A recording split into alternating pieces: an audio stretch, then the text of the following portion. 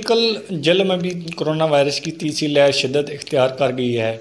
आज भी 9 अफराद में कोरोना वायरस की जो मुस्तबिल रिपोर्ट आई है, 84 अफराद जो हैं वो घरों में आइसोलेट किए हुए हैं और 15 मरीज DHQ अस्पताल जेल में ज़ेर इलाज हैं।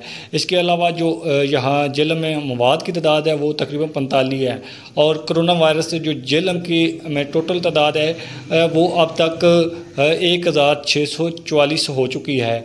अगर कोरोना SOP की बात की जाए तो बाज़ारों और बसों में और हर जगह पे कोई अमल दरामद नज़र नहीं आ रहा, ना ही मास्क का इस्तेमाल किया जा रहा है और ना ही समाजी फासले का ख्याल रखा जा रहा है।